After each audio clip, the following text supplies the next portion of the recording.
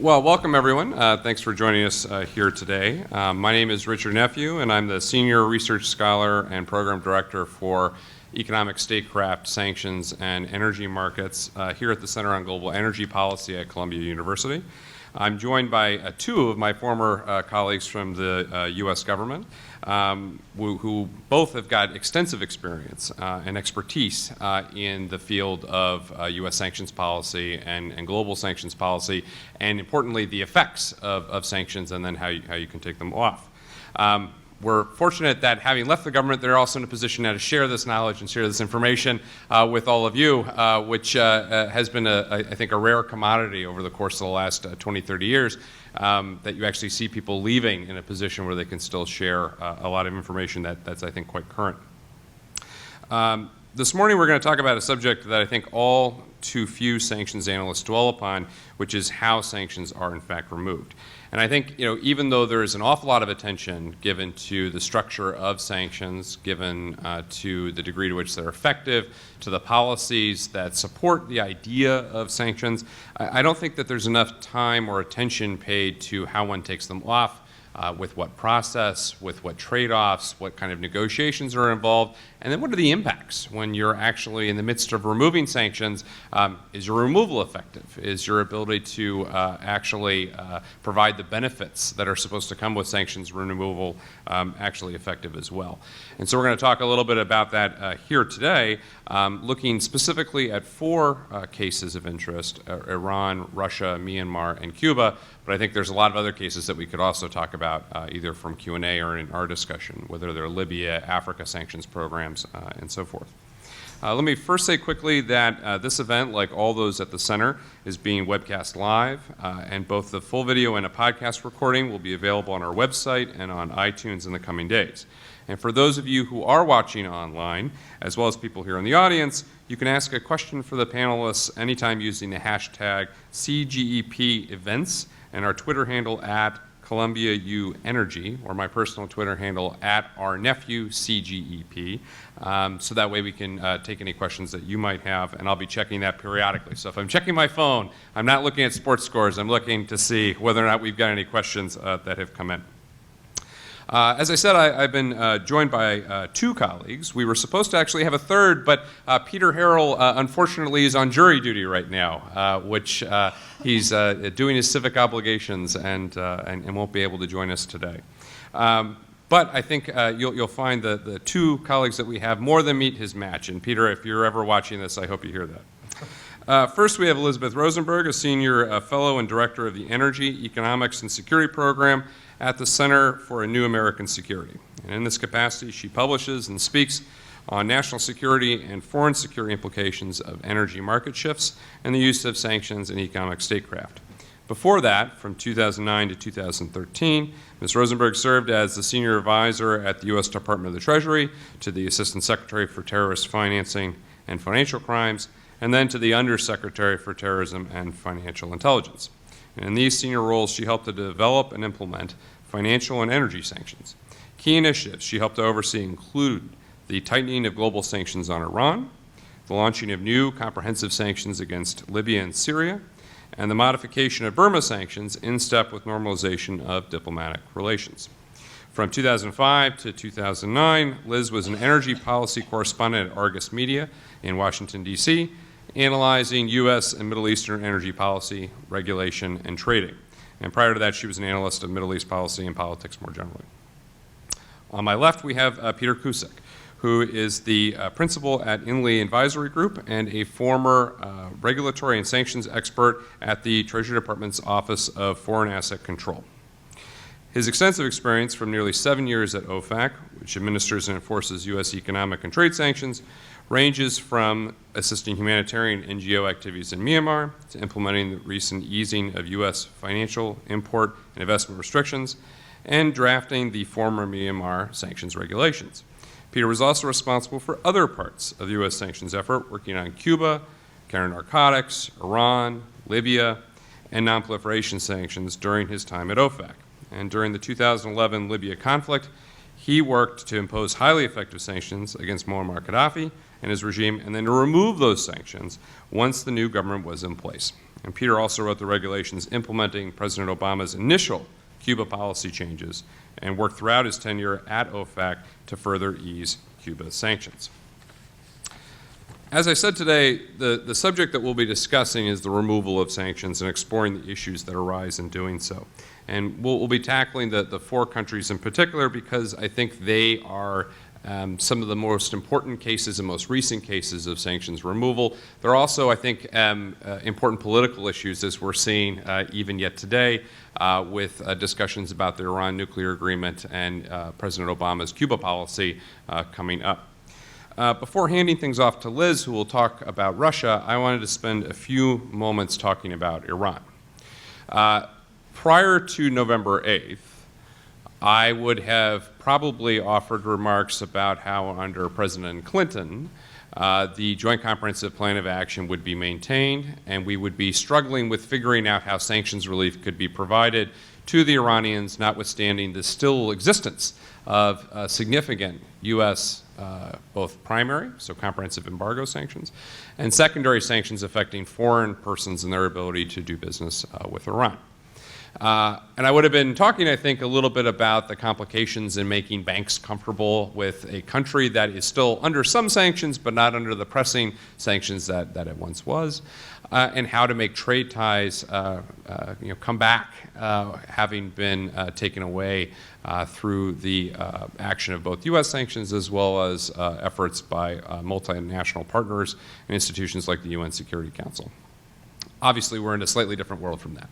And I think that following the election of Donald Trump, there are a lot more questions about the fundamentals of the Iran nuclear agreement and whether or not sanctions relief is even still in the cards, that to some extent challenge our ability to have the conversation that we would have had about efficacy. But I don't think they invalidate it. And I don't think they invalidate some of the main lessons that you can take from the experience that we had with the nuclear deal for roughly 2.5 years.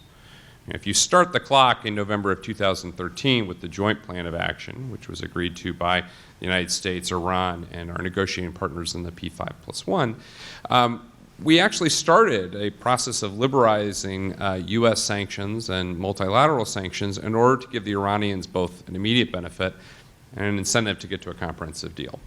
And this involved some limited sanctions relief on things like auto parts and civil aviation supplies, but also significant sanctions. For instance, allowing Iran access to a not insignificant amount of their restricted assets held overseas from their oil sales.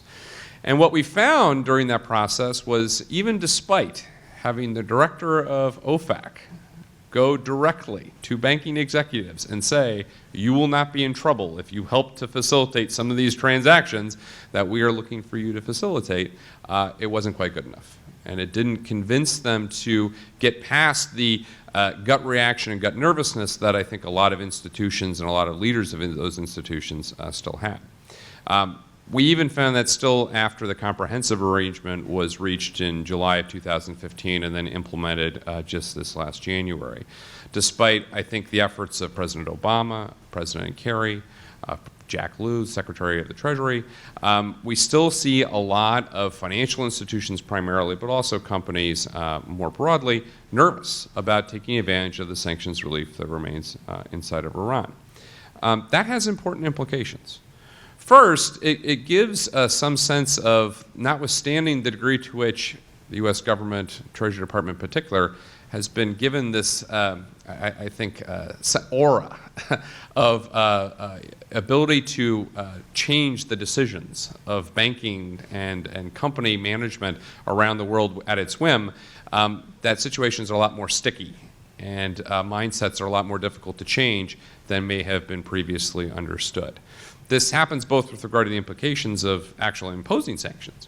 When you have to go to banks a dozen times to convince them to abide by their international obligations, that suggests that they're not terribly responsive to the initial couple of requests. But it also applies even if there is an economic interest, ostensibly, in reconnecting, right? Direct financial benefits that potentially could come to companies and come to banks and come to firms. And I think that this says something about the degree to which sanctions change the mindset of institutions when they look at countries, when they look at previously targeted entities, and it just changes their risk calculus. Whereas maybe a day before sanctions are imposed, the risk calculus was completely in favor of doing business with a particular institution, and then that even lingers into a sanctions period. After sanctions relief, the exact opposite happens, where there still is lingering legacies of nervousness and suspicion and difficulty on the part of companies and managers who have to look out for their long-term bottom line. And I think that as sanctions people, we need to build that in when we are involved in negotiations. And this is, I think, the second point. I'm happy to be accused of being overly optimistic about how quickly Iran was going to be able to take advantage of its relief under the Joint Plan of Action. And when we were talking with the Iranians as part of our negotiations, we didn't tell them that they were going to absolutely be able to reconnect with the global economy. We were much more measured than that and explained, I think, the difficulties that they would have. But even within a guarded and bounded amount of pessimism about what the Iranians would be able to do under that initial agreement, I was surprised by how difficult it was to get banks and companies to go back into Iran. I think the Iranians were surprised as well. And as someone who was involved in negotiations, that made me ever more cautious when we approached the comprehensive agreement, because we had to then reassure the Iranians that the experience from the Joint Plan of Action wouldn't be replicated on the comprehensive, and then figure out solutions for dealing with that. It's part of the reason why I think if you look at that Iran nuclear deal, you'll see a lot of language in there about giving assurance and giving positive messages about how the United States and our partners would try and give Iran the opportunity to take advantage of that relief. And it's that kind of messaging that we had to build in because we had an experience of it not working too well 2 or 3 years prior to that. And so I think that's another important lesson that negotiators need to use when looking at sanctions is the stickiness, this attachment to past modes of thinking, whether they're gleeful, positive about doing business, or deeply pessimistic and suspicious about doing business. That stickiness persists, and I think it can cause a great amount of difficulty from the implementation standpoint of any kind of agreement. And the last point that I think I would make about sanctions removal is that it is an element of a deal that negotiators reach that I think needs to be given as much attention as the quid pro quo that the other side is getting for the United States. In other words, I think that all too often there is a suspicion that sanctions relief is automatic and that relief will immediately flood into a situation and change the dynamics dramatically, potentially in some cases to the detriment of U.S. national security interests, trying to hold back some of that business and give a more measured response. And sometimes to the targets of sanctions relief, that they may feel that they're not getting their just desserts and what their reward is from cutting the deal. And I think that if anything from the Iran case, it's a need, again, to be measured in your expectations, measured in how you approach negotiations, and then to always retain the ability later on to find ways of fine-tuning implementation to make it more successful. So with that, and having talked a bit about Iran, I think we need to talk a little bit about another potential area for sanctions relief that may not have been envisioned on November 7th, and this goes to Russia and what's going to happen with the Russia sanctions regime now under Donald Trump. Thank you. Thanks, Richard, and I'm glad to be here. Is this on? Can you hear me? No. Maybe I'll borrow yours. Okay, thank you. There we go.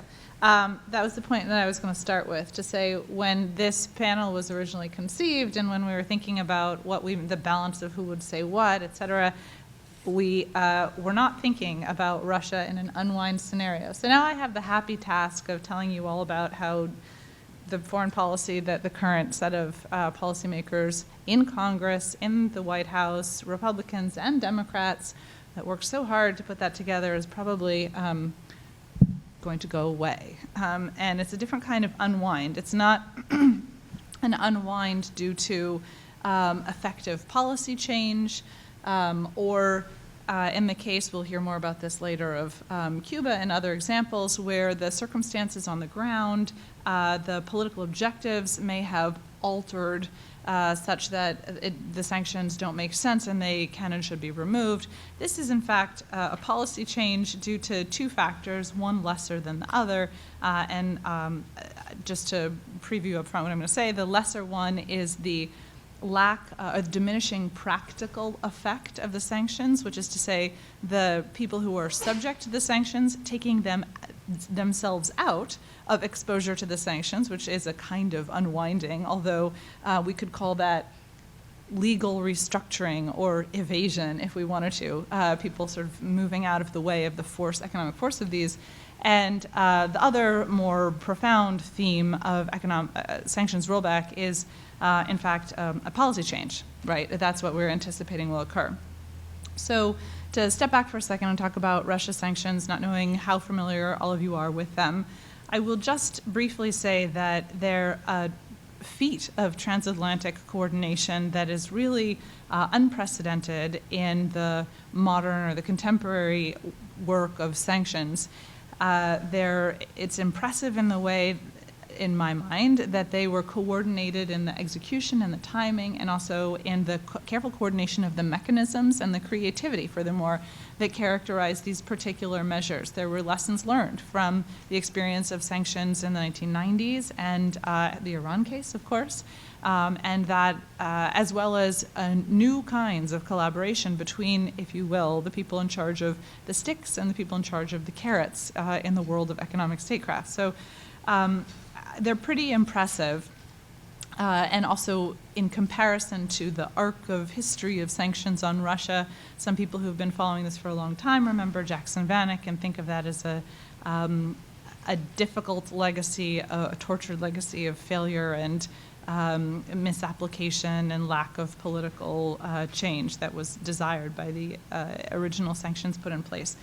But in any case, given the way that these sanctions were put on in just the last several years, right, and the coordination that was a part of that effort, it would be, I think, theoretically and perhaps from a legal standpoint, pretty easy to remove and roll back these sanctions because of how coordinated they were in the US and the EU, and how the language or the entities were matched pretty well between these two jurisdictions.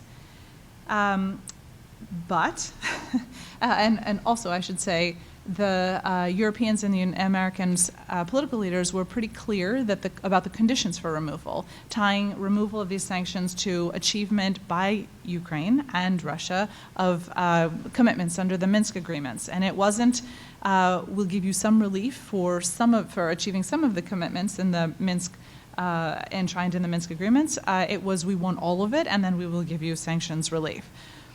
But we could worry about that lack of economic effect, this diminishment of the effect and leverage of sanctions because of evasion or legal restructuring or regulatory arbitrage, which is to say the people who are subject to sanctions trying to get out of the way of them. We could worry about that if we were thinking that this regime would persist and that the incoming next set of U.S. political leaders were keen to continue this policy of economic leverage as a tool to try and advance broader foreign policy objectives related to concerns about Russia's aggression in eastern Ukraine and potentially in Syria as well.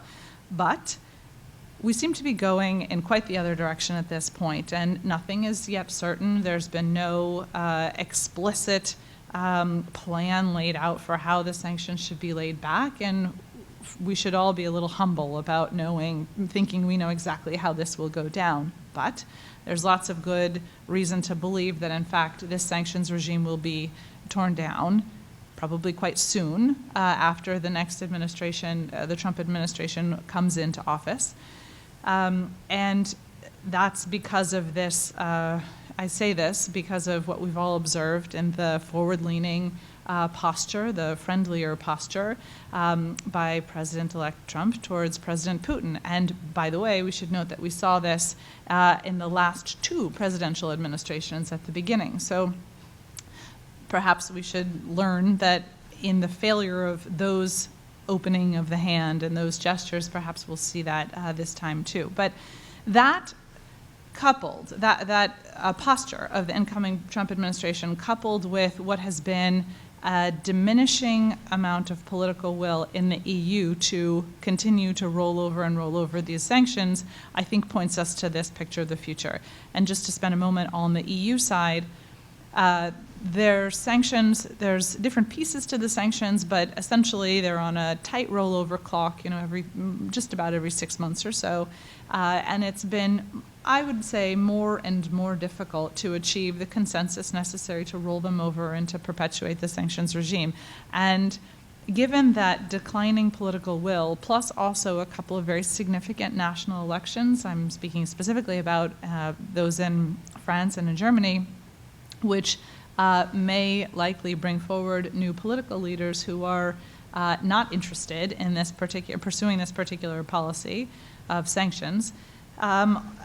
And the complication posed by Brexit, and wondering how the eventual separation of the UK from the rest of the EU will play out. Most certainly, it will make it more difficult to coordinate a collective sanctions policy amongst European nations.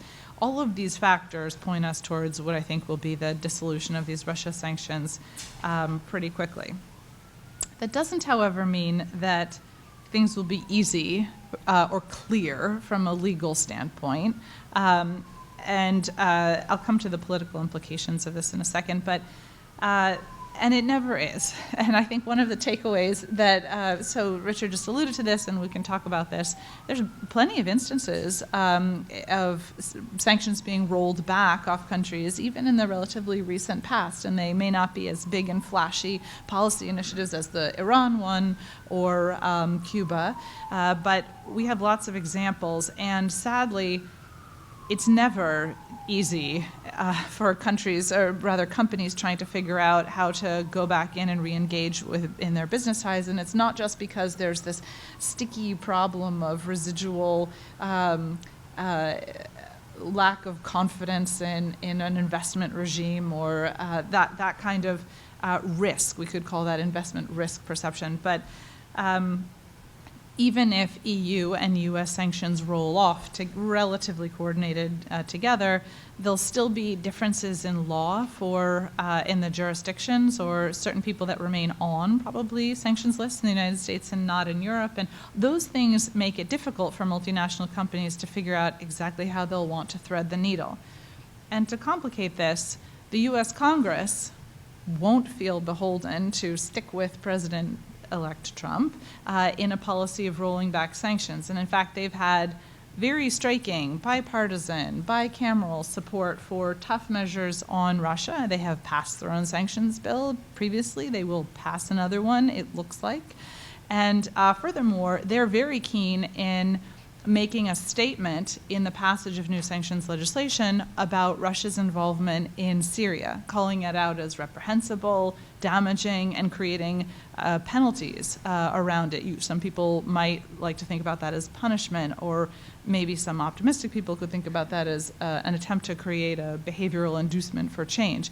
But again, for multinational companies trying to figure out who's in charge, is it Congress, is it President Trump, what about the EU? How the heck do you figure out how to avoid what are civil and criminal penalties, which are damaging financially and have a reputational effect, which is also financially damaging. So just to wind up here, what's the takeaway here of thinking about a rollback in Russia sanctions pursuant to a change in policy rather than a change in behavior? I think there's two that I want to highlight. And the first has to do with the policy, the foreign policy implications. What I think will happen is that the US and the EU will have less leverage economically to try and advance their political objectives, whatever they may be. And they will lose the benefit of transatlantic unity in messaging, particularly about acceptable norms of behavior when it comes to compromising sovereignty and invading sovereign territory or annexing sovereign territory. And that's a big deal when we see this real pillar of the liberal international order fray in that way, and a real difficulty of what has been a very coherent bloc for many decades now of the contemporary political landscape, not being able to make that same message in this way. One of the main utilities of sanctions is in this unity around messaging. So if you are predisposed to think that the appropriate policy response towards Russia for its aggression in Ukraine and Syria is to send a tough message and possibly to create some consequences, or at a minimum to name and shame, then you will join me in feeling like rolling back the sanctions moves us in the wrong direction, and it sort of puts the United States and transatlantic allies on the back foot when it comes to pursuing policy objectives in the future. So what happens when President-elect Trump feels offended in his relationship with President Putin? Then what happens? We've lost the leverage here that these sanctions did create, and we've lost and dealt a major blow to what has been a very strong transatlantic relationship on foreign policy, including towards Russia. The second point about the takeaway message, and my last point, is has to do with the efficacy of the sanctions tool. So the jury is definitely, I think there's reasonable, smart people will disagree about how effective Russia sanctions have been. And I have my own view, and we can talk about that. But suffice it to say that there's really an open debate, and perhaps the book isn't yet fully written here. And if sanctions are rolled back in the quite near future, it will, I believe, lead to the creation, not that I agree with this, but the creation of a popular view that the Russia sanctions didn't do anything and they didn't matter. And in this long tortured history of Jackson-Vanik sanctions, in fact, the United States can execute, and it goes off pretty poorly. And that is damaging for policymakers in the United States and in Europe, regardless of party, regardless of affiliation, but anyone who would want to use sanctions in the future.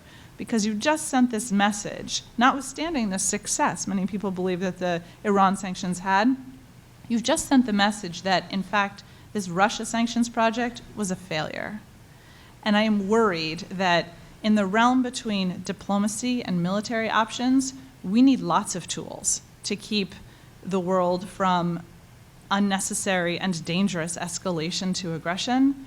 And if you narrow the space for the use of sanctions to try and to hold countries back from all-out war or quite aggressive competition, then we are headed into a world where people will be much more likely to or quicker to jump to aggressive reactions to security threats or foreign policy challenges.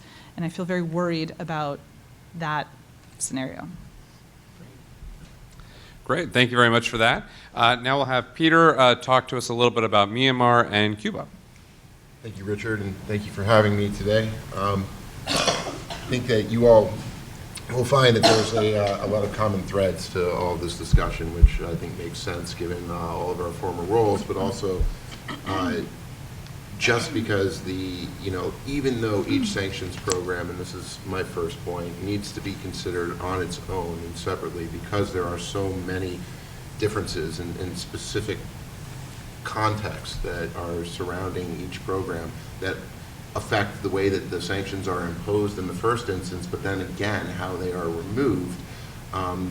There is no model for removing a sanctions program, but there are certainly lessons that can be drawn from sort of the wide-ranging experience that the U.S. government has had at this point. I'm going to do my best to channel the other Peter and talk about Cuba, as well as my own experience with that program, and juxtapose that against what we've seen in the Myanmar context, because I think there are two very good examples and recent examples of the United States' easing of sanctions that obviously will echo some of the themes that Richard mentioned and those that Liz is alluding to and speculating about what may or may not happen with Russia.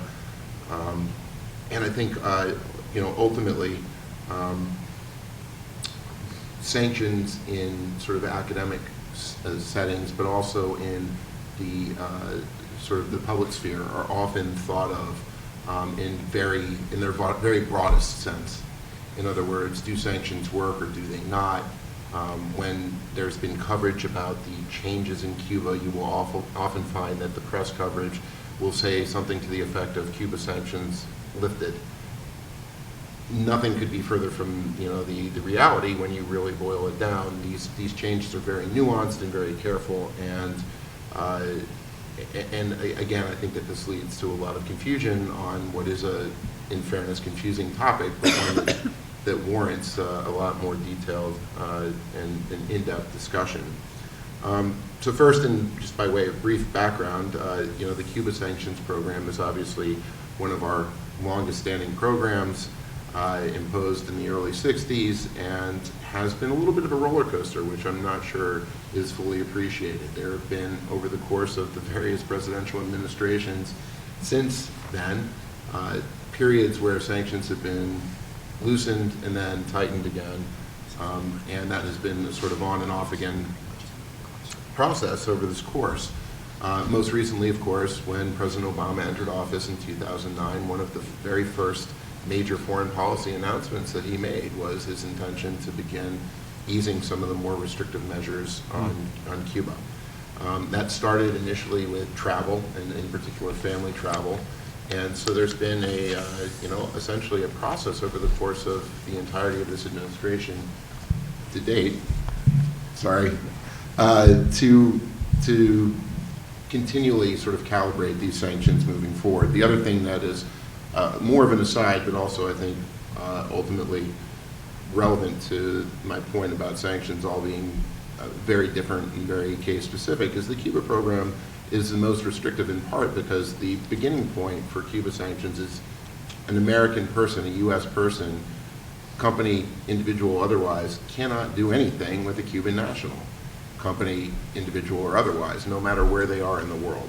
It's the bluntest of all possible restrictions, and all of the changes that have been implemented by this administration have essentially been licensing certain categories of activities to walk back from that blanket no and create little pockets of authorized behavior.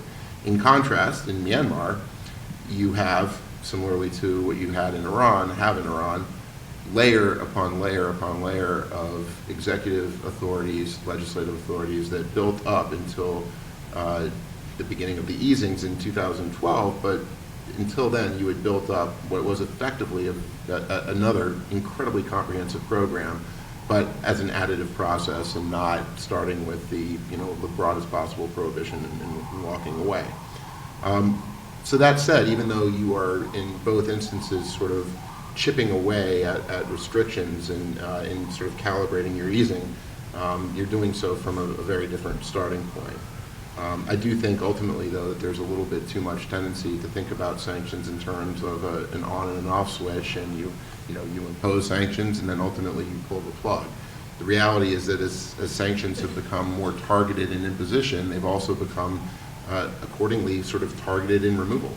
Areas of interest and precise provisions and prohibitions are removed, according to the U.S. foreign policy goals at that moment.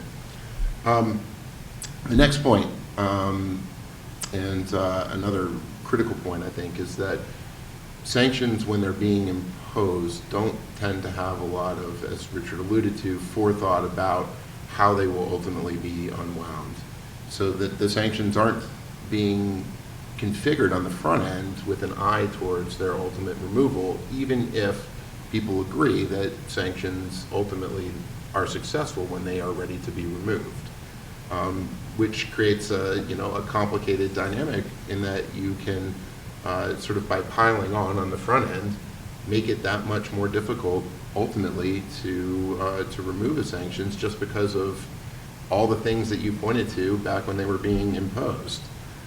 To make things even more difficult, sanctions are not just one component of the United States foreign policy, it's also one component, again, as Richard alluded to the dynamic on the ground in the jurisdiction that you are trying to make adjustments to affect. The the economy, the situation on the ground, which ultimately results in, again, this being very case specific. To get into specifics with respect to Myanmar and Cuba, Myanmar sanctions, as I mentioned, have been essentially largely removed since 2012. The program persisted, but the broadest prohibitions on financial services and on new investment have been lifted now for 4.5 years. The response of U.S. business has frankly been minimal. There has been a very, very slow entry of U.S. businesses. Those that have entered and done so successfully have a very long view and are some of the biggest and most capable U.S. companies that are positioned to go in and deal with a difficult environment and aren't, I guess, frankly, scared off by the prospect of being in an uncertain and difficult environment. This is, of course, redoubled by the fact that the Myanmar economy is not just difficult because there were lingering sanctions. It's a difficult environment in general. It's difficult for everyone and anyone. And the European firms that have entered have encountered those difficulties as well. A lot of European firms have also been slow to enter. Part of that is probably due to the fact that U.S. sanctions lingered, even though the EU had lifted sanctions altogether in 2012.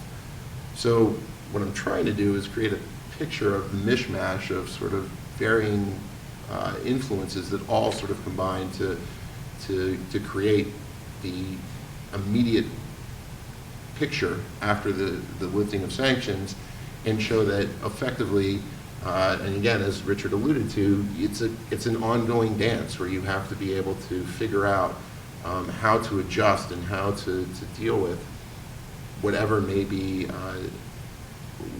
necessary in order to fully effectuate the easing. And just by starting that process, by no means is it complete, but until sanctions are ultimately fully removed, it'll be an ongoing process. And there's a part of this that ends up being an implicit mixed message. In the Myanmar setting, you had the U.S. government essentially saying to U.S. business, we want you there. U.S. businesses present the gold standard. You will help the Myanmar economy continue to develop. You will help the Myanmar government continue to reform. However, you U.S. businesses that are entering have to be careful because there are all these outstanding sanctions concerns. Now, some of this may be just a question of wording. I mean, you can say to someone, hey, this is really tough, but I can help you do it. And on the other hand, you can say, hey, I'd really like you to do this, but man, you better watch out because there's a lot of problems. Needless to say, I think it's fair to say that the U.S. goal of having business entered was not fulfilled and hasn't been fulfilled to date in the way that was envisioned at the beginning of the removal. So in contrast, and I think probably drawing from some of the experience in Myanmar, in the Cuba setting, when over the last couple of years, I said that in 2009, the administration began to lift sanctions, but it was largely focused on family travel and remittances to families. Business has been the last couple of years, the changes that impact U.S. business. Now, what is authorized right now in Cuba is very, very narrow. What was possible in the Myanmar setting from 2012 on was enormously broad as compared to Cuba. But for various other reasons, people are more interested in paying more attention to Cuba in general. There's familial relations. Most Americans know where Cuba is and know about Cuba. And there is a huge community of Cuban Americans that have been watching and waiting for the opportunity to re-engage.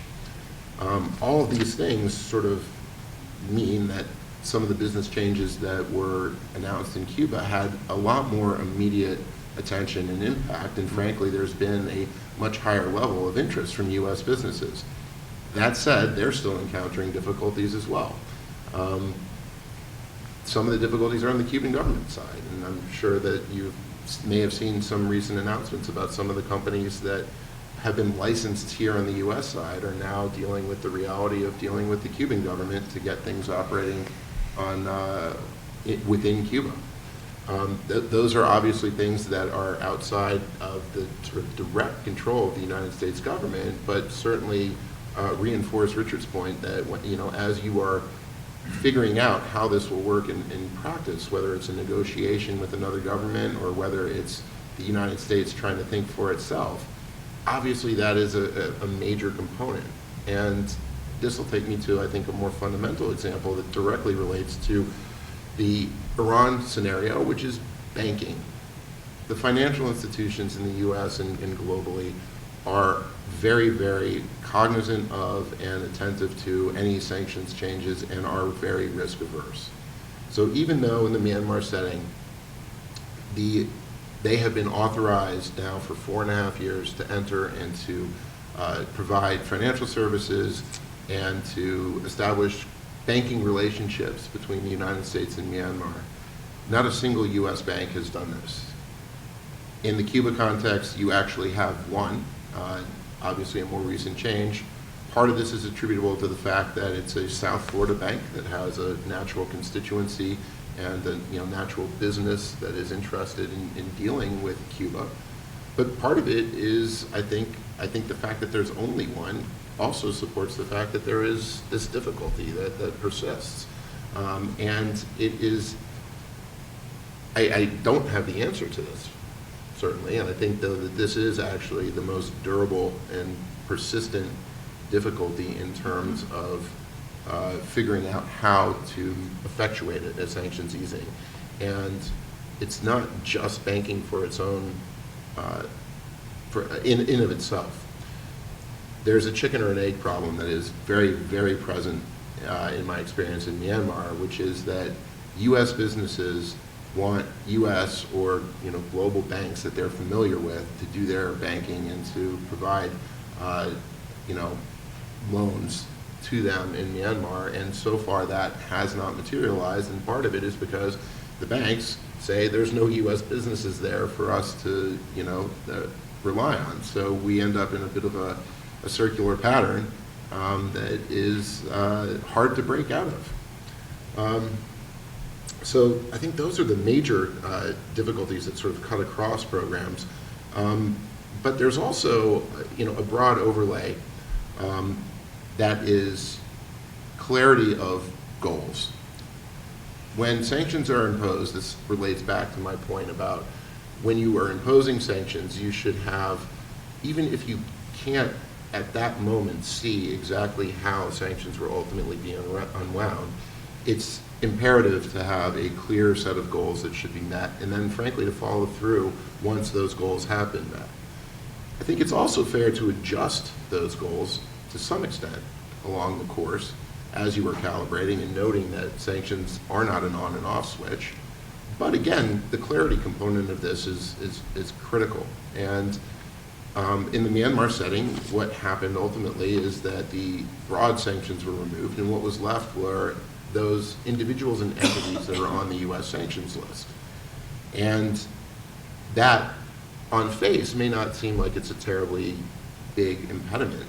That said, Myanmar is a very opaque business environment in general, and these 100-odd individuals and entities happen to own and operate most of the business in Myanmar, which makes the businesses they own also off limits.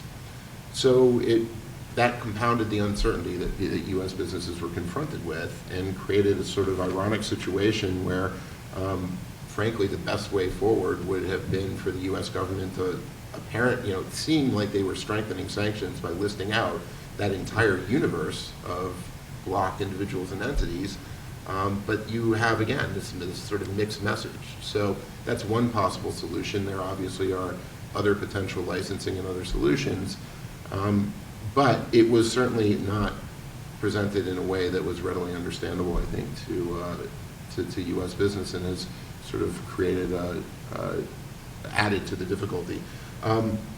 Anyhow, that leads into my sort of final takeaways or broad takeaways. I think the first is clarity, clarity of purpose for sanctions, even as they're adjusted, and then being able to follow through on a point-by-point basis and otherwise, once those goals have been met. As Liz alluded to, once you have sort of sanctions leverage, there's a reticence to try to give it up, and that, I believe, is counterproductive. The other thing, and the thing that cuts across programs, again, as Richard alluded to by saying you need to be able to fine-tune your implementation. The U.S. needs to be able to be very nimble and flexible in dealing with problems that pop up on the fly. Because the one thing that I can say with perfect confidence is that things that are unexpected are going to happen, both in the process of imposing sanctions, but equally in the process of removing them. And when there are, again, in the Myanmar context, one final example to close out, the broad purpose of recent times has been to encourage and assist trade between our countries. In the course of the easings, it became apparent, because there was increased trade, that a port terminal in Myanmar was actually one of these companies that was owned by a sanctioned individual. And when banks recognized that this was a problem, it essentially temporarily shut down trade in and out of that port. And because it wasn't possible for those conducting the trade to select precisely what port they wanted to use, it had the net effect of essentially limiting trade between the U.S. and Myanmar for a period. Ultimately, this was resolved, but it took months. And I think that frankly, doesn't work if what your real broad goal is to support sort of economic ties between these two countries. You can't take time out for 3 to 6 months and let what should be a sort of minor impediment cause an enormous amount of damage.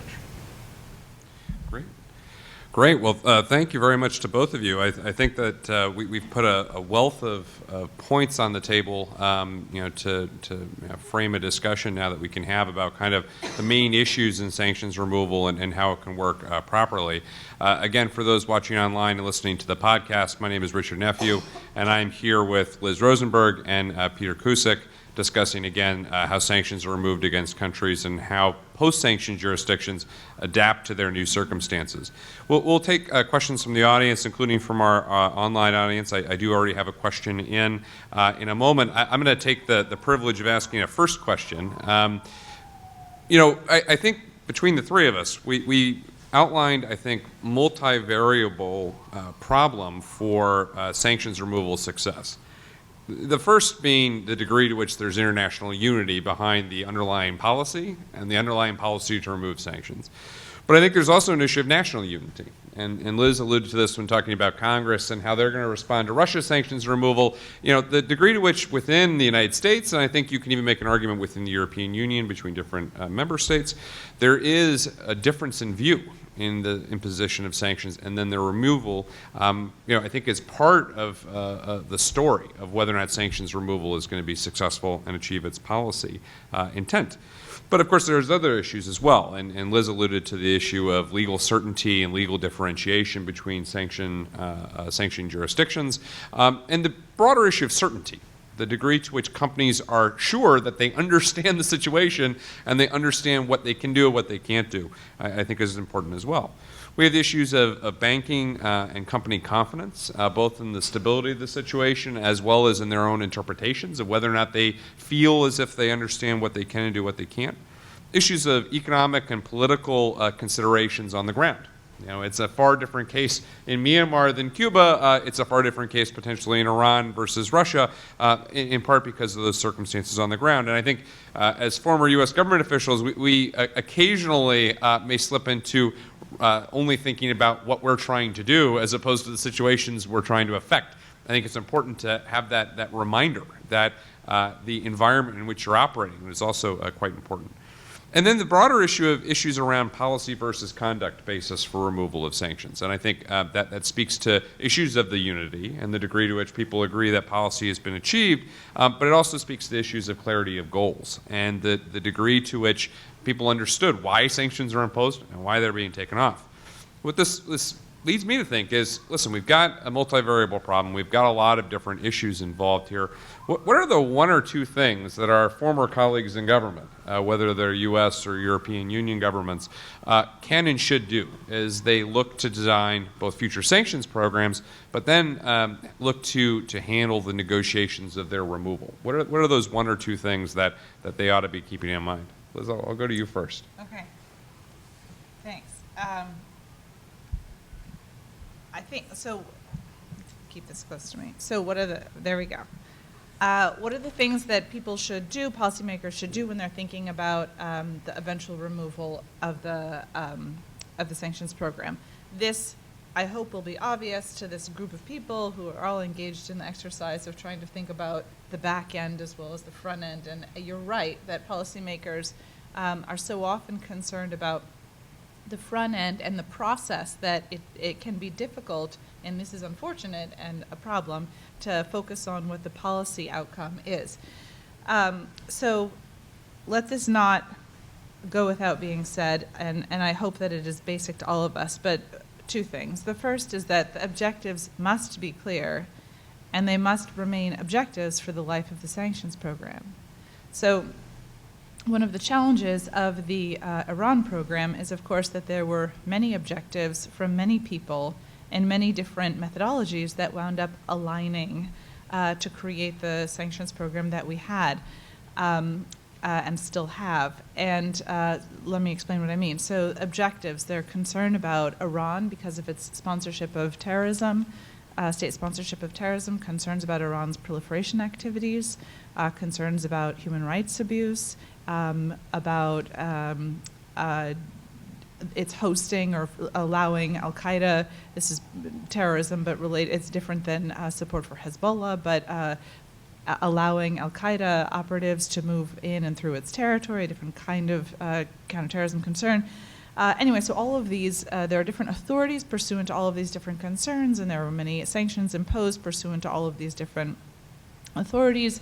And the nuclear deal was, as Richard so well knows, just a nuclear deal. It was not a deal having to do with terrorism or human rights abuses or a parade of other concerns that international political leaders and civil society leaders have expressed. So what that means is that when you're rolling back sanctions, there's tremendous noise and disagreement about whether that's appropriate because you're rolling back an economic effect that has a broad implications across an economy and different people, even though you have no resolution to your concerns about terrorism and human rights and et cetera. And furthermore, there was no rationalization or updating of sanctions objectives, keeping everyone on the same page, even while the authorities were themselves updated and supplemented. So while one of the original pieces of Iran sanctions was the Iran-Libya Sanctions Act and has a long history, and Libya was removed from that at a point, and it was just the Iran Sanctions Act, and here we are again with Congress now literally at present contemplating rollover of this sanctions authority. There has never been a rationalization and a rearticulation at the highest level of a particular priority for concern with Iran. I think it happened in practice by this administration working very hard on nuclear issues, which I think is itself a statement of priority concern relating to these sanctions, and making the argument again and again and again, and there are certain people who never heard it because they didn't want to, that the sanctions that were coming off were nuclear sanctions. That was the priority. These were what was being removed, and there will be an attempt to deal with these other concerns separate, and no clear path for their removal, or at least it looks quite unlikely. But anyway, the point is to keep the objective clear and to update it often. And in fact, that's something that we all should have learned from the Cuba example in the effort to pull off a bunch of Cuba sanctions and the continuing effort to try and have Congress remove some of its existing Cuba sanctions authorities and then the sanctions that run pursuant to them. There hasn't been a rearticulation of exactly what the concern is now. People do it in their independent capacities, but the authorities, such as they are, the policy, such as it is, hasn't been updated, even as the facts on the ground have changed. So the two most important things, I think, for creating an effective roll-off of sanctions are keeping the objectives clear from the beginning and updating them, which is an incredibly difficult process, but it's not without a form of precedent, even in the large bureaucratic structure of the United States government. If this government can do things like national intelligence estimates, for example, where you look at a big, messy problem and create a key problem statement and a set of priorities to guide the way a government will work together to focus on that problem in an intelligence context, you can definitely do it in a political context. It's just a big, heavy lift of political capital. So those are my two items. Well, those are good ones. Peter, go ahead. So I'm actually going to completely agree with Liz, but I'm going to actually, the example that I'll use to support that is on a sort of more individualized level, because I think her point carries not just for the purpose of the sanctions program, but as well for the individuals and entities that find themselves subject to those sanctions. And also can individually seek to be removed once they have stopped doing the thing, engaging in the behavior for which they were sanctioned. So the program that I think comes closest to the clarity that Liz is describing is actually the OFAC counter-narcotics program, where the goal is, frankly, to get people out of the business of trafficking in narcotics. If you are put on to the sanctions list for narcotics trafficking, what you have to do to get off is stop trafficking in narcotics. And this is, not surprisingly, as a result, the program that has the most traffic both onto the sanctions list and off. In other sanctions contexts, I think, and I think this cuts across even a lot of the programs that we've been talking about today, there's a tendency when sanctions are imposed to pile on, and there will be a press release that essentially contains somewhere buried in it the basis, the actual legal basis for designation, but also includes a litany of bad activities and, you know, a description of how awful the company or individual that is being added to the sanctions list is. Well, obviously, if that information doesn't directly relate to the legal basis for the designation, it can still sort of tie one's hands if ultimately the person stops whatever was the actual legal basis for the designation and seeks to be removed from the sanctions list, but there's still this public statement of all these other, you know, alleged bad activities, you know, which frankly can be true as well, but it can tie the hands of policymakers moving forward to, in terms of being able to actually pull the sanctions back. So I think Liz's point about clarity starts at the very top level and goes all the way down to the individual and, you know, individual implementation and imposition of sanctions. No, I think that's very true. And in fact, as you were talking, it made me think of an anecdote of when I was at NSC, and we were having a debate over whether or not to impose a certain sanction on Iran. And I remember having this argument with colleagues from around the U.S. government. And it occurred to me as we were discussing the imposition of one measure that there was a fundamental difference in vision, that there were people in the room who never seriously believed that there would be a negotiation with Iran that would have gotten rid of its nuclear weapons ambitions. Never seriously believed that. That thought that the policy was in place to put pressure on Iran probably as a precursor to military action. That there were other people in the room who believed that that was the objective and were so nervous about doing anything that could potentially jeopardize and prejudice the ability to get to that diplomatic outcome, that they were also coming at it from the wrong sort of perspective too. And I think that this both of you spoke to, I think, a fundamental issue, which is an issue of vision, an issue of being able to anticipate what 10 years from now, 5 years from now, even 2 years from now, you may want to have in place and what you might not. And that goes to issues of designation criteria. It goes to issues of how restrained you may want to be in terms of application of measures. It goes to issues of politics and the degree to which you're going to communicate your objectives and maintain those objectives over time. And in fact, one additional point I would put on the table is about the need for sanctions restructuring and adapting to new circumstances. It still remains my view that the best thing we could have done when getting rid of some of the Iran sanctions as part of the nuclear deal would have been to pass new legislation coming out of Congress that would have brought all the various different bits of existing U.S. sanctions legislation into one place, explaining what it meant, giving a clear set of criteria for when it could be removed, and then kind of going forward with that and saying this is the Iran Sanctions Act that is now effective starting in 2016. And we talked about it a little bit inside the government, but ultimately, the one reason why we didn't move forward, Congress, and the political differences that we knew we were going to have between the United States executive branch and U.S. Congress over vision issues, over interpretations of the JCPOA, and over whether or not the executive branch was trying to pull a fast one in trying to get the nuclear deal through. So ultimately, to me, this goes back to a more fundamental question, which is whether or not there is appropriate expectation setting between executive and legislative branches about how policy works. And this, I think, is most pronounced with the issues of sunset. You know, a lot of folks may not be aware of this, but some U.S. sanctions legislation, at least, used to have clear sunset provisions that at some point in time they would go away. The most visible example of this right now is the Iran Sanctions Act, which used to be the Iran-Libya Sanctions Act, which had a 10-year cutoff. It simply dies after 10 years unless it is renewed. It's likely to be renewed probably in the next 2 weeks or so when President Obama probably signs the bill reauthorizing it.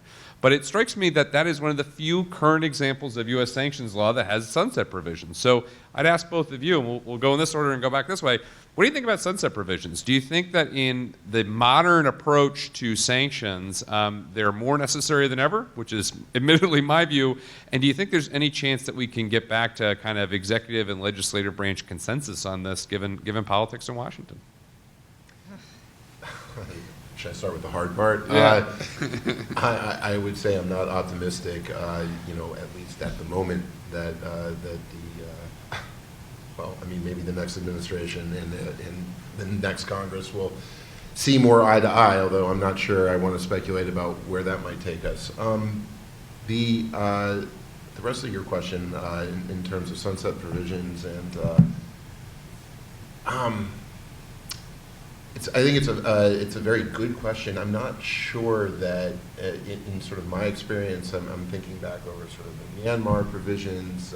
Cuba is pretty locked in, of course, but more broadly, as you well know, all of the executive authorities under the statutory basis that the president imposes sanctions require annual renewal, and whether for good or bad, it has become more or less a pro forma process every year, where it would be a major deviation from the norm for a president to let anything expire. In fact, if it ever happens, and it has, it's not intentional, and usually there will be some sort of rectifying action taken more or less immediately to walk that back.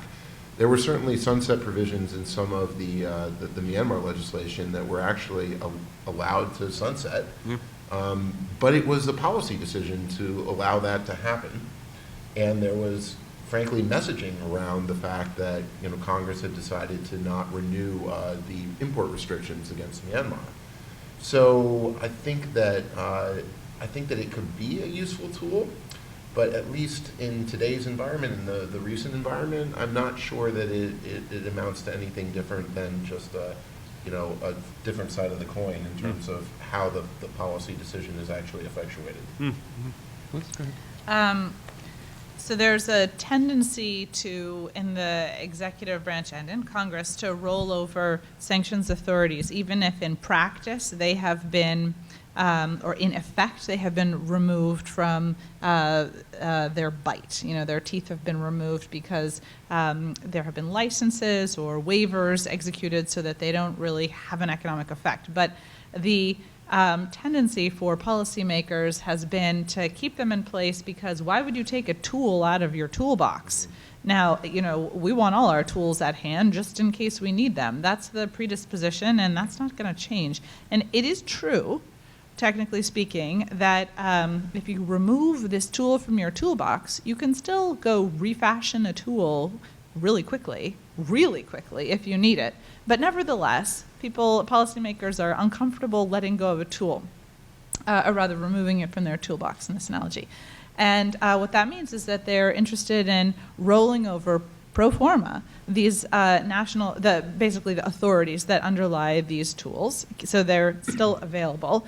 And so the tendency is when their kind of authority will sunset is to just roll it over right again and to not draw any attention to it, and there you have it. So is it good to have it, to roll it over? What does it mean to roll it over? I think good governance, to the extent that this might be hopeful, that we see policymakers as committed to good governance and having the bandwidth and the resources to really make that work. But good governance would dictate that you don't just roll it over, but you really take a look at it before you roll it over. So you take a look at the best design for your tool before you refashion it or adapt it. And there are ways to try and mandate that legislatively or through executive action. You could require that there be a study conducted, not by yourself, because of course you're going to say, yep, all's good, let's use the same mold for that tool, but by an outside body. And they exist, the Congressional Research Service or other instruments of the federal government are charged with having an independent analytical capacity to tell it like it is. Hopefully they do in this hypothetical instance, before you're allowed to then roll it over. So you have to take a good hard look at how you want to tweak your mold for refashioning or revising your tool. That's the right way, the good governance way to keep the authority at hand. To the point about executive and legislative branch cooperation on sanctions, yes, of course there will be a coordinated view. It depends on the circumstance. It depends on the issue. And it's hard to know what that looks like in the future. So 5 years ago, would we have all seen that there would be such violent agreement at this moment in time between Congress and the administration on a posture towards what is happening in Syria at this particular moment? Not what will happen in 3 months. But no, we couldn't have foreseen that. So there will be agreement between the executive branch and the legislative branch, but there will also be disagreement. And the best way to achieve agreement is, of course, for there to be broad popular sentiment that supports, say in the Syria example, the creation of strong authorities to identify and call out and condemn the acts of President Assad, and also the involvement of Russia in perpetrating violence against Syrian people. So if there is an educated, active electorate who views this as a priority, that is what will cause members of Congress and the administration to be held to account and coordinate and share a view on sanctions authority. And we've seen this happen in the past. Here's one example we haven't talked about, but the famine in Somalia, right? So remind me the year that we're talking about is about 4, 5 years? And anyway, so in the relatively recent past, there was policy that made it, because of the existence of the al-Shabaab terrorist group in Somalia, very difficult to provide, to send money to Somalia, to engage with business in Somalia, because of the likelihood that any international actor would, in effect, be offering support to this identified terrorist group that has been criticized internationally.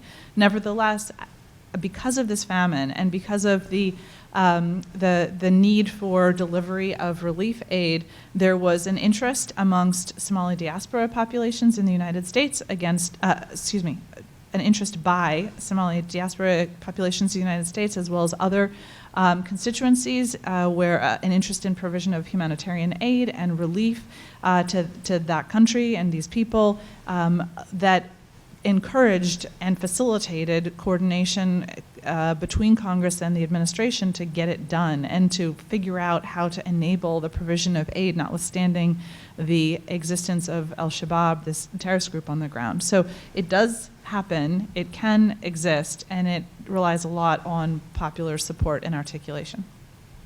Great, thank you. No, I agree. I mean, I think ultimately it's always easier to do it in places where you do have, overlapping interests and views.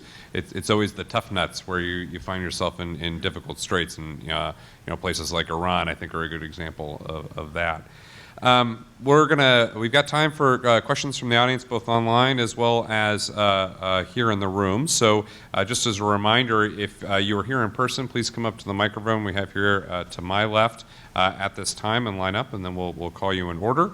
We do have a number of questions that have come in online, not all of them from Sam Cutler, but one of them is from Emily Meredith, who asks, what's bigger threat to sanctions as a tool, snags and proper rollback, or the wholesale lift of sanctions like in the Russia case without behavior change, an underlying behavior change? I've got a view on this, but Liz, why don't you go first? Hi, Emily, I'm going to look at this. What's a bigger threat to sanctions as a tool? I have a couple of thoughts. You go first. I want to comment a little bit about rollback. Well, I'll pass it to Peter then. Go ahead. All right, so totally off cuff, I actually think that the bigger threat is actually the ineffectual rollback, because I think that reduces confidence in the idea that the U.S. or the global community can actually effectuate what it has promised to do in return for the behavior change that one would expect has been, in this example, would have occurred. I think that in the example of just lifting sanctions without behavior change, in this example, Russia, I think that'll be seen as a political decision and less a failure of sort of effectuation of policy. And so therefore, I think that it can sort of be, it can be viewed in that lens, and therefore maybe not as damaging to the tool overall. Yeah, go ahead. So it seems to me like this question is a proxy for asking which death is worse, killing off Iran sanctions by that stickiness Richard was talking about, where companies can't get back in because it is too confusing and there's not legal certainty, and Iranian officials feel, as they have articulated, misled and unhappy that they're not getting relief they felt was promised to them, sort of a slow death in the political objective because of the failure in proper rollback. I'm going to come back to rollback in 1 second. Versus the Russia death of policy here, where the sanctions are pulled back because of there's no behavior change, but the policy changes. I don't actually think that there is such thing as so to answer the question, I'm going to go with B.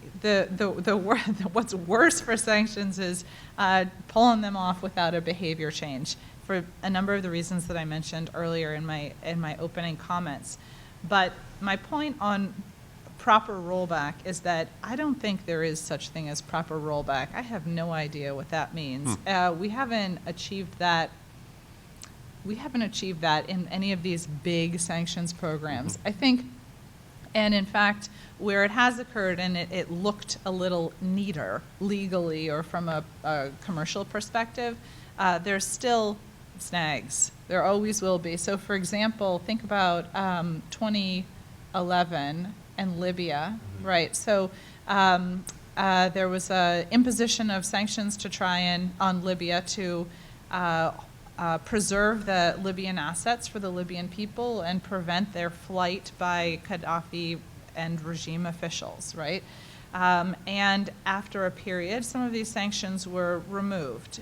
I don't know what proper rollback looks like, but that at least was legally pretty straightforward, mostly. But there's all these snags that exist. What if someone maybe passed away, but their account, if unfrozen, would then flow to a crony who would ferret off the money and steal it from the people of their nation? Why is it that Osama bin Laden is still on the sanctions list? We all are aware of his demise. So it's for reasons like that, where there are inevitably snags, and there's difficulty in who's the government of Libya that came in. Is it the people who are going to preserve the country for the people of Libya, or is it a warring rebel faction that is actually interested in its own ability to lead and not be persecuted by their enemy? So there's lots of snags. It's a very messy business, and I've heard Dan Fried, currently in government, who at the State Department, who is an official in charge of sanctions. He's done a lot of work related to Russia and Russia sanctions in the relatively recent past. He's very clear in talking to diplomatic counterparts and to the public that this is a really messy business, and he's absolutely right. I think there's no such thing as a proper rollback, and it will always have snags. No, I think that's a fair point, and I think that in general, I would agree that a decision to kind of precipitously remove sanctions can be harmful to the ability to use them as a tool, because it implies capriciousness, that it just they're on one day and then they're off the next day. I guess I will wiggle out of this by redefining the question slightly, which is proper rollback if you define it in the context of a negotiated outcome, as opposed to just make a decision that sanctions no longer work or are no longer necessary. To me, it's the former is far more problematic. And I think it goes to the ultimate credibility of U.S. negotiators, and I would say negotiators in writ large for sanctioning countries. At the end of the day, you have to be able to make a good faith promise when you're bartering between, in the Iran case, centrifuges for sanctions, that you're going to be able to fulfill your part of it. Now, I think ultimately the Iran case is kind of a weak example, because from a legal perspective, the United States has done what it's supposed to do, and there just is the stickiness that exists in the international system for lots of good reasons, both related to the United States and not. But it's this ultimate questioning of whether or not you fulfilled your obligation, a negotiated outcome that potentially undermines your ability to use sanctions in a negotiating construct again. I think that, to me, is the ultimate damage that you have, because from that point forward, sanctions lose their policy tool relevance. We spoke earlier about losing something out of the toolbox either by deciding to take it away or deciding to keep it in place. This, to me, is an example of it just falls out as you're walking to go do the job, and you can't find it ever again, because ultimately people will look at sanctions then as just being both capricious but also unreliable as a point of leverage, and a point of leverage that can be removed once a deal is struck. So to me, again, wiggling out of it, I think that the inability to roll back consistent with the negotiated outcome, to me, is far more damaging. We've got an additional question online. It's kind of related to what we've talked about, but specific to Myanmar delisting. And I think it's relevant because it really gets at to the issue of the process that exists inside a Treasury and the State Department. In the case of Myanmar, we had a procedural process to consider delistings. And ultimately, although there were some attempts at delisting, and I think the jury is to some extent out on whether or not the entities that were listed engaged as much as they could have to try and get themselves delisted. Ultimately, the sanctions had to be removed themselves for the delistings to really take effect. What's your sense, and I'll turn this to you from your experience on Myanmar in particular, about the sense that the administrative and legal delisting process ultimately became a political one, and whether or not that damages the ability of OFAC in particular and other designation authorities to be able to use listings for cause, taking them on, taking them off. Does it at some point just appear to anyone that's watching that it's just a political process, and what's the complication from that? So I think it's certainly that is one of the criticisms that has been leveled. I don't know that it's possible to actually come to a conclusion on whether it has become totally politicized, but I can tell you that the process didn't work as advertised, in the sense that the U.S. government, frankly, for the first time, really approached and talked to sanctioned individuals and had conversations outlining the way forward. And as a result, a good number of them to my knowledge, did engage the U.S. government and started this process. And very few, and only one prominent figure was actually successful in being removed from the sanctions list before the entire program was removed altogether. I think that this is unfortunate because I think that this is, back to sort of my discussion of clarity of goals. This would be a fantastic way of actually sort of parsing all the way down to the individual level the way that sanctions are removed, similar to the way that they are implemented in the first instance. And it would give, I think, a whole lot more force to the removal process. And I think it would actually be self-reinforcing in the sense that if people see that they can approach the U.S. government, if they see others having success doing this, it will underscore for them that they too could undertake this process and be successful. Liz, did you have anything you want to add on that one? Okay. All right, unless there are any other questions in the room, I think we've actually exhausted the ones that we've taken online. I'll give folks here another second. Well, thank you very much. I appreciate you taking the time. I appreciate folks listening online live and who will be checking out this podcast later on. I think, as I mentioned at the beginning, the full video recording of this event will be available on our website in a few days. You can also subscribe to our podcast series on iTunes, Stitcher, SoundCloud, and lots of other platforms. You can also check out 3 papers that Peter Harrell wasn't able to join us, and I wrote with respect to Myanmar, Iran, and Cuba. They're available on the website and were published variously from the spring up until just 2 days ago that can give you some additional insights on those 3 countries.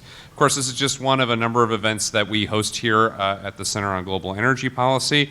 We don't have too many more until the end of the year, but we do have a big one, which is the OPEC Secretary General, His Excellency Mohammed Sanusi Barkinko, who's going to be here on Thursday, December 15th, 2016, from 9:30 to 11 a.m. at Faculty House in Presidential Room 1. And you're all welcome to try and RSVP and reserve an opportunity to come and join that event. We hope to see you again all very soon, and please join me in thanking our speakers.